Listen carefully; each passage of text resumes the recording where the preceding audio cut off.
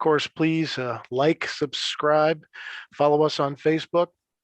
And we're going to be talking today a little bit about a subject I think everyone's been experiencing for a little while here, and it's really anxiety and fear.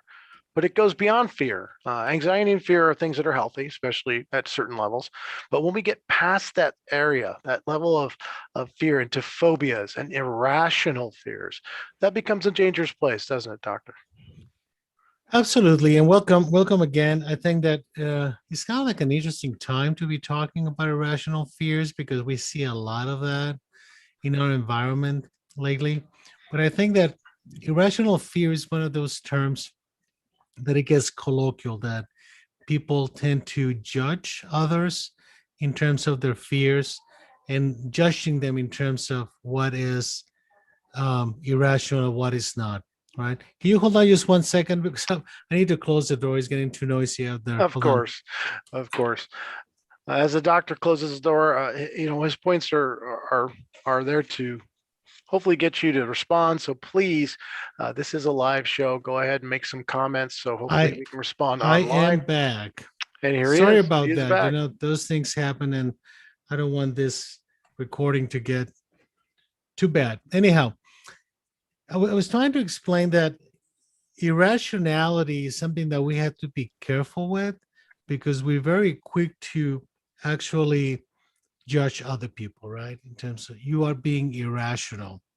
So we need to understand that in the context of psychiatry, irrational fear equals a phobia, meaning either a specific thing that you're so afraid of that your reaction to it is irrational. Let me give you an example. You're afraid of airplanes, right? And you don't want to get into an airplane because of the risk of having an accident. Now, logic tells us that the risk of getting an accident is extremely low, right? It's actually lower for dying in a car accident in an airplane accident than dying in a car accident. However, but for the phobia to be an irrational thought, it cannot be changed by rationality, meaning you cannot walk somebody out of that idea. You cannot tell, well, but you know that the facts are this. They will say, yes, but I still can't, right? So is it the feeling itself, or is it the behavior associated with that? I will never ever get in a plane. I will do everything to avoid it. Planes, trains, automobiles, but not planes itself. Is it the reaction that's really the issue, or is it the fear itself? Well, it is the irrational fear that keeps you from taking the risk, right? For example, if you have phobias of elevators, right? And you always take the stairs, but now you broke a leg and you have to get an elevator if you're gonna want to go to work. And the brain is telling you, no, you cannot go in there because it's too dangerous. It's like a disconnect of the measurement of danger, right? Your brain is actually telling you that the potential outcome from that risk is not worth you sacrificing your life for, right? Because the fear is that something catastrophic is going to happen, like you're going to die, right? So the irrationality comes from the fear first, right?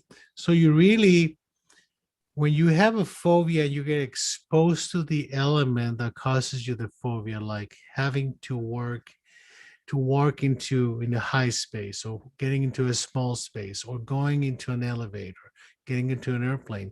The reaction from the body is no different than the reaction we see with anxiety.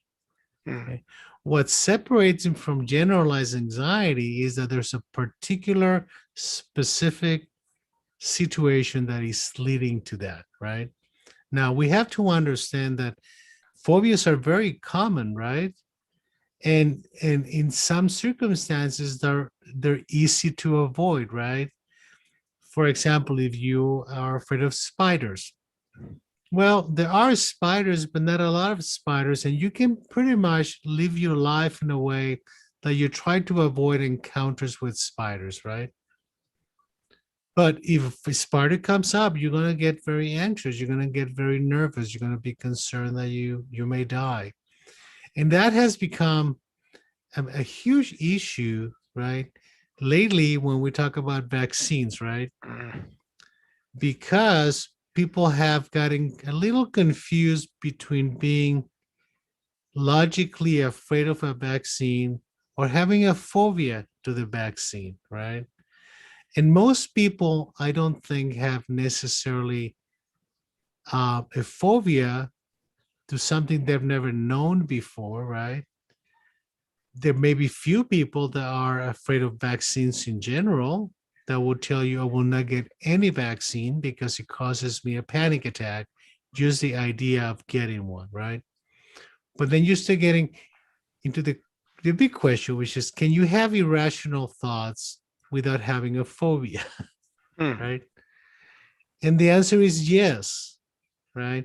But that is different than the way we looked at irrational thoughts in psychiatry in particular, because we connect irrational thoughts with phobia and anxiety, right? So is it a psychological issue more than it is an actual brain chemistry issue? It's not a psychiatric problem per se. It's more of a psychological one. And what brings it on? Childhood trauma, experiences, just generalized, I guess, delusions about or a fantasy about something they've never experienced, or does there have to be a real life experience that's associated with that fear? Well, it is complicated, and like everything in my business is complicated. I wish I could say, something blocked your appendix and it got inflamed and it's got to be removed, right? So that's appendicitis. It's not that simple because it's a confluence of different factors, right? So you have situations that lead to genetics, right? Phobias and anxiety run in families, and some people would say anywhere from a 20 to a 60% likelihood of inheriting a phobia or an anxiety disorder if somebody in your family had it. But we also know that experience molds the brain, right? So your growing up experiences are going to also determine memory for fear, right? We see that quite a bit in post-traumatic stress disorder, where there is a defect on the circular remembering of a memory that triggers a panic attack or that triggers a fear response because of prior experience, right? Not everybody gets that. Not everybody who goes into a battlefield and witnesses the same event develops PTSD, but some people do, right? And it's not that they're defective, it's that the brain is built differently, and that could be genetic. But the experience is required too, right?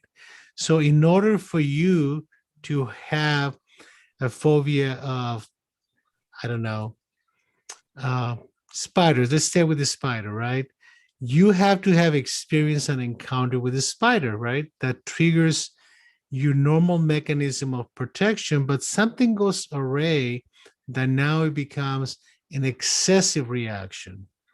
And that creates experience, reaction, memory, and then it gets repetitive. Every single time you have that, even the idea, not you don't have to have the exposure, just the idea, it gives you severe anxiety. So there's a biological component, there's a psychological component, and then there's a social component.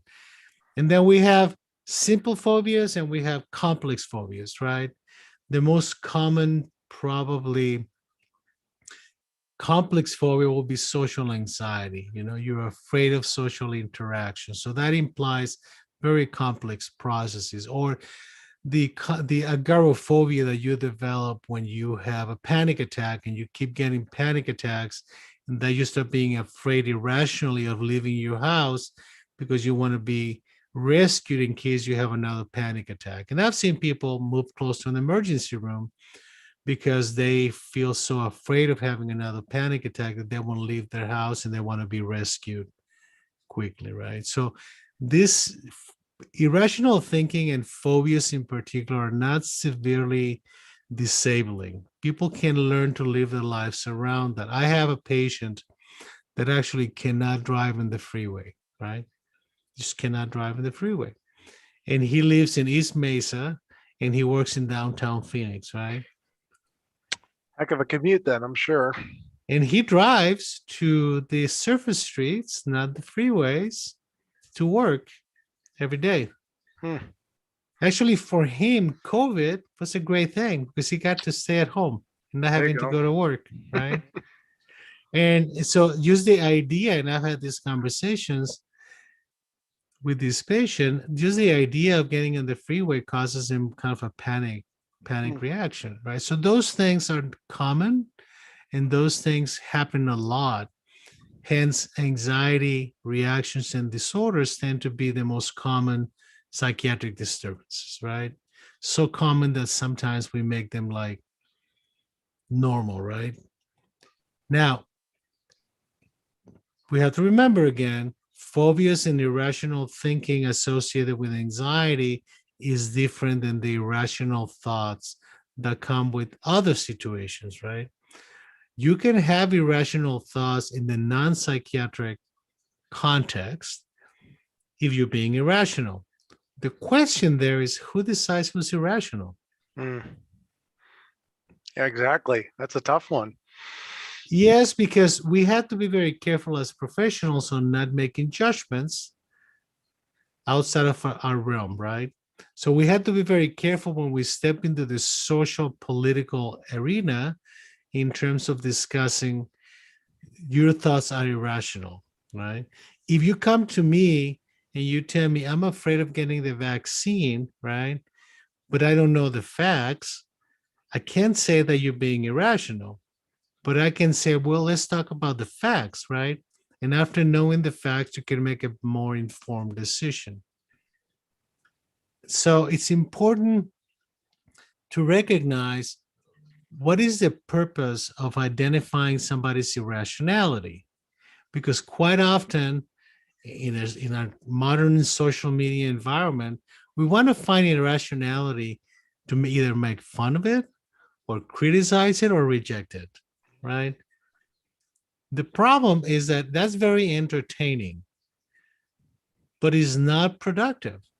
It's quite damaging, actually. It pushes the person even further down that road, especially now that they can access information that supports Correct. their level of rationality or irrationality, however it's saying.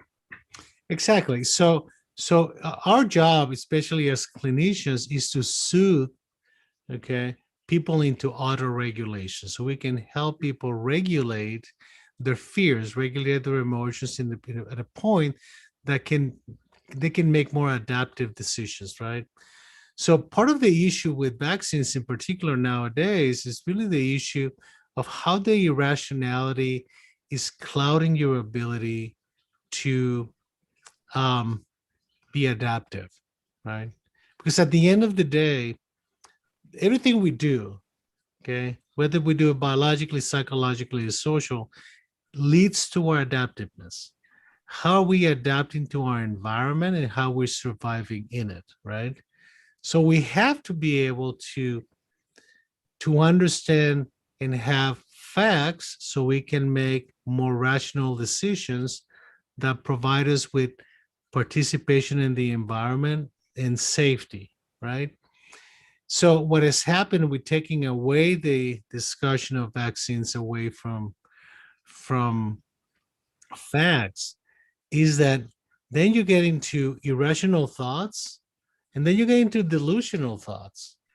Delusional meaning that for most people, it will be excessively irrational, right? I mean, it's like somebody comes and tells you um, the vaccine that was built by the Russians was made by extraterrestrials, right? And extraterrestrials put some microchips that are going to inject in you so you can be tracked all through the universe, right? Okay. That sounds delusional to me, and I'm an expert in delusions, right? Now, what happens when you have 500,000 people believing that same thing? Mm. Is it still a delusion? Not according to the book. right? Because it's enough people in that cult or culture that identifies by the same idea. And that's where we have still a lot of dilemma in psychiatry in terms of, can you have collective delusions Hmm. versus individual delusions? And in general in psychiatry, we don't get into collective too much. We get into individual, right? Now, based on my experience, I think that people can be collectively delusional. And I don't measure it not just based on the strangest of the thoughts. I measure it in the context of how much is that sacrificing their own survival? Because there's some basic, I don't know, reptilian processes that we have as humans that most other living things have that have to do with survival instinct, right? When your thinking gets to the point that is affecting or blocking your ability to exercise your survival instinct, there is a problem, right? In we see that in certain species, that they develop what is called learned helplessness, Mm. right? Like you see in National Geographic, a zebra being eaten by a lion and still eating, right?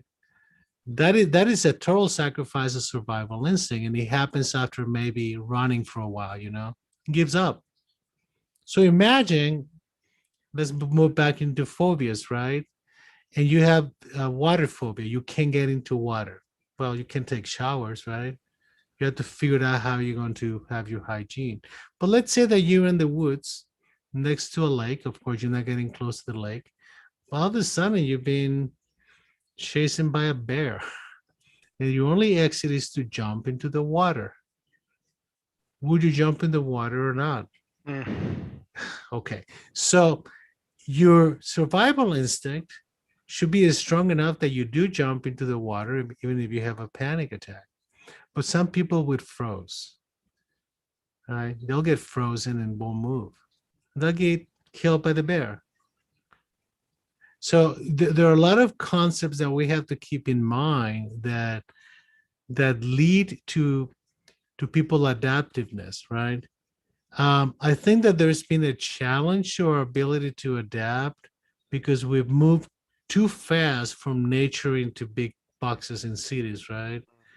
So I think that we still have somewhat of a drive to explore and the ability to take risks and recognize and train our system, our brain, to recognize potential dangers and to give us options to how to deal with them. But I think the fact that we're in boxes makes it very difficult.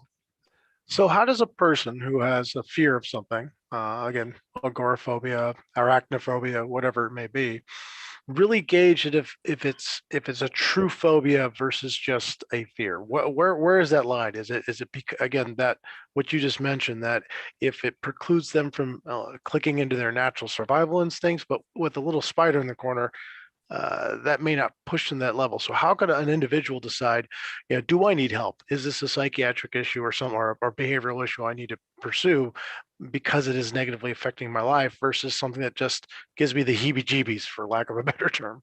Well, I think that it really has a lot to do with your ability to function. You have to decide yourself, what is this doing to me?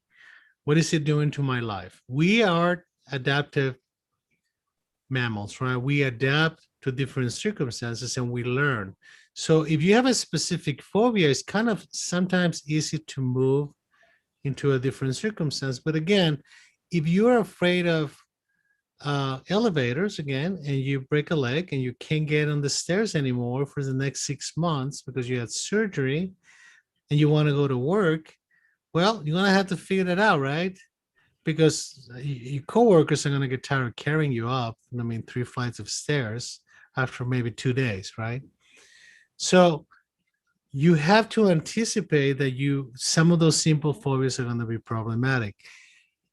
So you have to identify, what is it? You always have to ask yourself, what is this doing to me? How is this affecting my ability to function? Because what we treat is not the disorder itself, but the consequence of. right? We're not that advanced neuropsychologically or neuropsychiatrically to pinpoint a specific areas of the brain that we can go and modify some cables and things are going to change. So all we have is medications that at best reduce some anxiety. Okay, and there's different classes of that. And then we have therapy that most of the time is exposure therapy, right? Exposure therapy would mean that you train someone to take the risk of confronting the fear.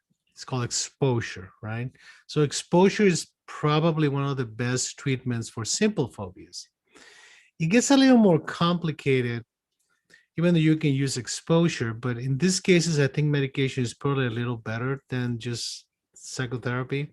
And it's when you get complex phobias, for example, social anxiety. I mean, antidepressants of the serotonin base, like Zoloft, Prozac, fluoxetine, are very effective on reducing the anxiety of risk taking socially, right? And we see that very early in life. We see a lot of kids with those problems. You have beta blockers or blood pressure medications that block the reaction of anxiety. So we have tools to give people, but in simple phobias, we normally start with exposure therapy, and the anxiety is too high, we may go to some medications to reduce the anxiety. But in general, it's a lot of work, right? So a lot of people, you have to have multiple sessions because first you have to, let me give you an example. You have to stand in front of the elevator, right? And you have to see the doors opening and the doors closing. And that's going to give you a lot of anxiety. Okay. And maybe you do that 2 or 3 times. The next time you get closer to the door of the elevator and you put one leg inside and then pull it out. You see, you're desensitizing the person to learn the experience of nothing happens. Right? Because in their head and in their emotions and their body reaction, they're experiencing a lot of anxiety, right? But it is possible to help with that. It always seems to be the same 3 things that you mentioned: intensity, frequency, and how much dysfunction to decide the level of complexity to it. And then you just mentioned the treatment factors. There could be something treating the specific symptoms or the reactions of it, and then the actual behaviors. Mhm. But you said something that piqued my interest. You said something about children. Mhm. How does a parent who has a child who is deathly afraid of raccoons, yes, my stepdaughter, how do you determine from their behavior that is just a base fear or something that we can work with, or a true phobia that really needs professional help? Well, the only way you can find out is exposing her to a raccoon, right? You're going to see the reaction when she's exposed to a raccoon that is going to be somewhat irrational, right? I mean, she's going to stand behind you, get on your back, keep that thing away from me. I mean, almost like having a panic attack. And she's going to have symptoms of anxiety, meaning palpitations in the heart. It's going to be sweating. It's going to be breathing real fast. It's actually a panic reaction, right? Okay. To that exposure. I mean, so it's more than just crying, I don't like it. It really is a true physiological kind of fight or flight response. Yes. Yes. I mean, it's that level of irrationality again, right? But not to be confused with the irrational thinking of somebody saying, um, I don't like to get into boats, right? Why? Because I get dizzy. Are you afraid of it? No, they're not. So it is something very similar that we use when we try to separate somebody who is worrying and is anxious and somebody who's agitated or restless, right? Because it may look very much the same. But the difference is that the person who's restless or who's agitated may not be worrying about anything. That's a physical, emotional evidence of agitation or restlessness. The person who's anxious may be restless, but they will tell you they can't stop worrying, right? So those are kind of easy ways to start understanding the differences and the details that we look into to separate this. And if we have a person in our lives, and again, you said phobias are incredibly common. I'm sure there's quite a few people we'll be encountering in our day-to-day lives that have this. What's the appropriate response from our side for the person not experiencing the phobia and those fears? Well, there are a couple of things. One is never embarrass them. Because if you recognize that somebody is panicking, you have to extend a hand and ask, how do I help you? Right? What can I do? Because sometimes things look so irrational that we start making fun of it or we start criticizing and putting them down. That's what we should never do. We have to extend a hand.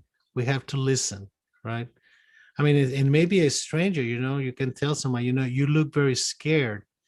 Is there anything I can do to help you? We extend the hand.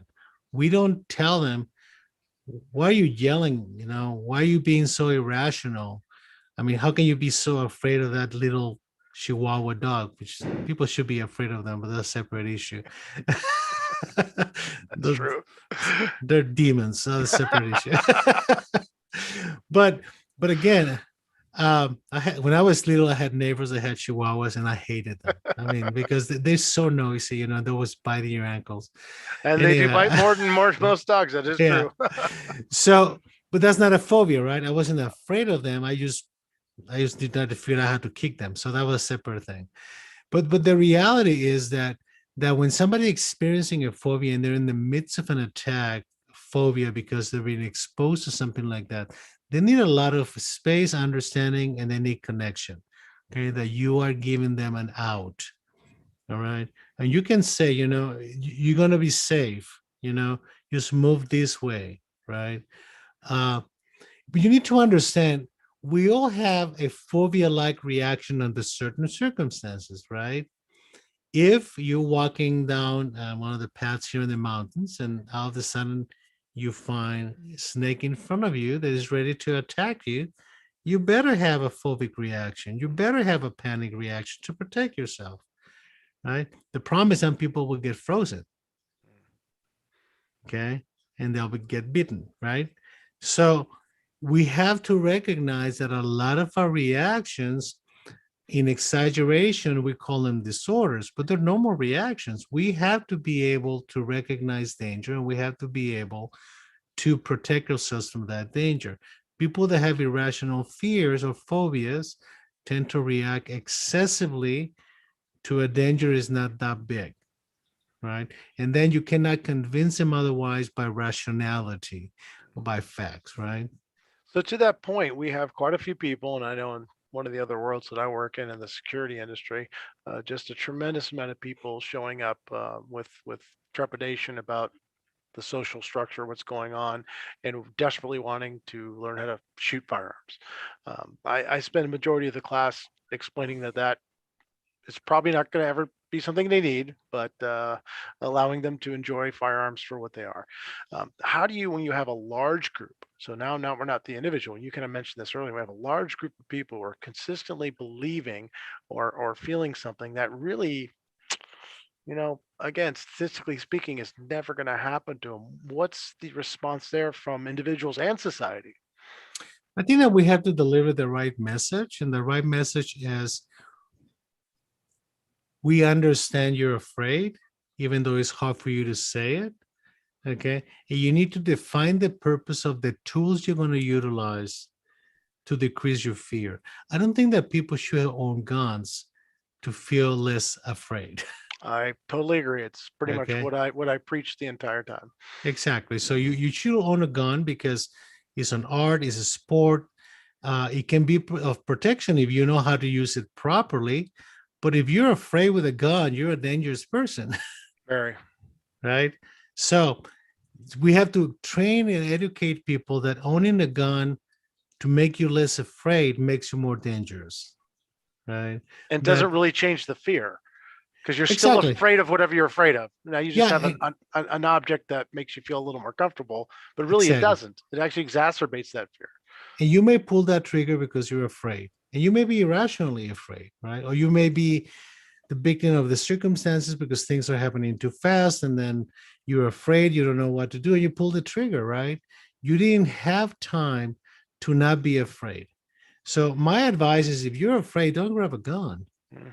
You know, go and talk to a therapist about how to feel comfortable with yourself, right? So you could be rational about your fears, and then you can use the proper technique. I mean, part of the problem, Vince, is that, and we talked about this before, we have made a big business out of fear, right? Absolutely. Fear sells better than hope. So if we scare people enough, they'll buy. Absolutely. And the elderly is the best example of that, right? We have convinced elderly people that they're in danger, even though statistically it doesn't show that, right? So what do? They buy things to feel safe. But if we don't make them scared, right? If we show them the correct statistics, and what is the likelihood of you being mugged, right? Then maybe they buy less. Mm. Absolutely. But in a society like ours, you know, we change presidents, people are afraid, they go and buy more guns. For what? Because it makes them feel more in control, makes them feel safer. But you should never, I mean, I'm going to repeat this, you should never grab a gun when you're afraid. Absolutely. Yeah. Hey, it was a great conversation, man. Thank you very As much. always Yeah. wonderful. And everybody, please remember to like, share, and subscribe. We'll talk to you again next week. Hey, thank you. Take care.